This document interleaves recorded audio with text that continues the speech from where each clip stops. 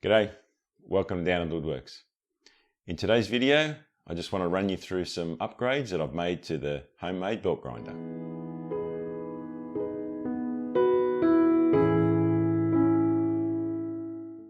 The first change I made was with the gas strut. As you can see there, it is now in the correct orientation. I originally had it the other way around and I got a lot of comments, and I thank you very much for those comments, telling me that this is the correct way to install a gas strut. And the reason being that the fluid inside this cylinder here is always keeping that seal in there lubricated, which makes complete sense. So thank you very much everyone for that. The second upgrade was attaching these two side pieces here. They're attached to the body of the grinder and they just press up hard against the pivot arm, which holds the tracking wheel. Originally without them there, the stability of that arm was relying purely on the hinge at the back, and it's not the best hinge. It does have a bit of play in it, and the arm did have some side-to-side movement. So that's made a huge difference to the functionality of the tracking wheel. And if you can see there, that just slides up and down between those two supports. So that's worked out really well. I added these two locking screws here. They're just installed with threaded inserts into the body of the grinder, and the screw goes all the way through and just locks up against the arm that's holding the head. There was just a little bit of play between the arm and the housing, so with those locking screws tightened up against the arm of the head, it takes away any of that play, and as you can see there, it's basically eliminated that completely.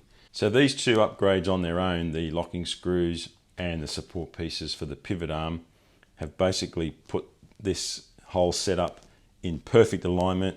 It's all in exactly the same plane, and it's just made the tracking of the machine far better. So I'm really happy with that. I made this detachable table for the grinder. As you can see, it's fairly simple construction.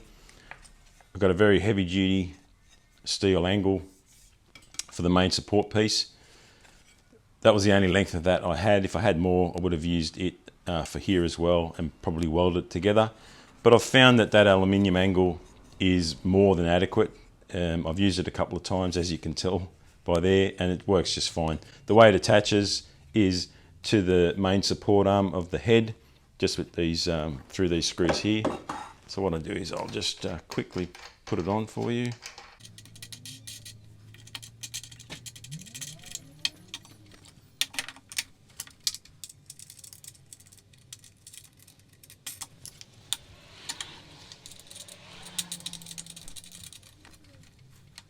So yeah, that's a good little addition for the grinder. Just like I said, detachable, easily put on and off whenever it's needed. And that brings us to the motor upgrade. The original motor was a 600 watt, and this is a 750 watt. It needed a little bit of modification. It is slightly bigger, had a different mounting, so I had to make a new mounting. I was able to use the original controller, which was good. I didn't want to have to change that out. So what I've done here is I've got a little bit of video footage of me just swapping out the two motors. So we'll just have a look at that now. I'll fast forward through most of this because it is fairly straightforward. First, I removed the old motor, which meant removing the grinder from the top of the tool cart because the motor was bolted through from underneath.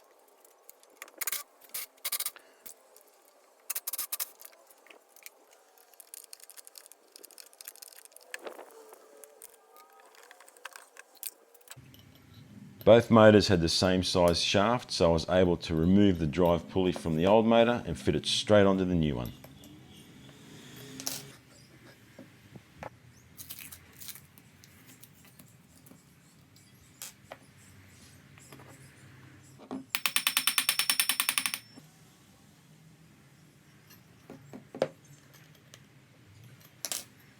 The new motor needed a new mounting plate made because the one it had would have sat the motor up too high.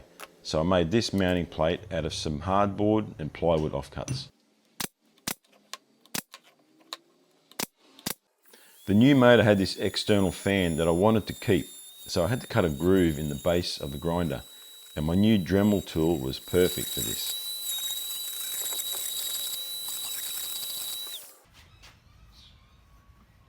Once I was happy with that, it was time to make a hold down bracket to fix the motor to the base plate.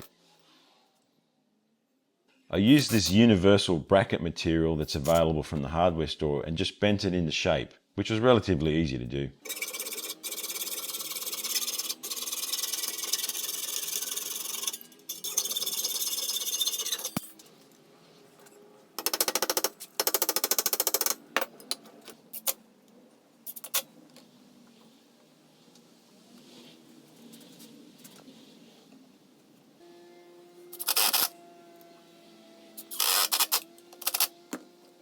The bracket needed 2 holes in the top so I could use the 2 threaded screws from the original base plate to stop the motor from rotating inside this new bracket.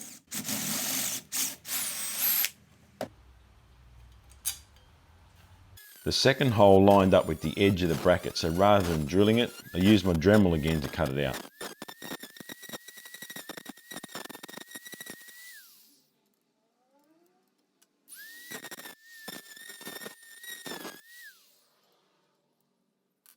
I used a small piece of anti-slip matting between the motor and the bracket to fill in any gap and to just give it a tighter fit, and then screwed it all down.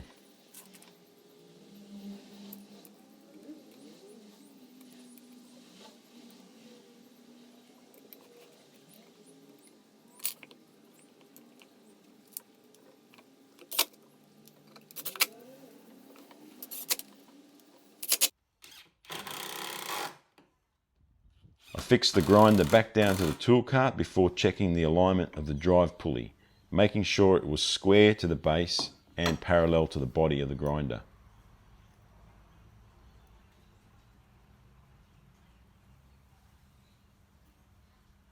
When I was happy with the positioning, I fixed the motor in place with a few screws from above. With the motor connected, it was time to start it up and check the rear fan was clear of the base before replacing the cover over the controller and the wiring and calling it done.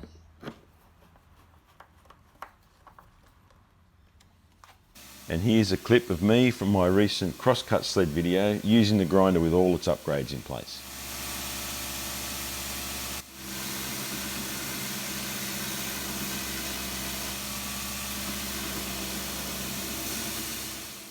Well, that brings us to the end of another year.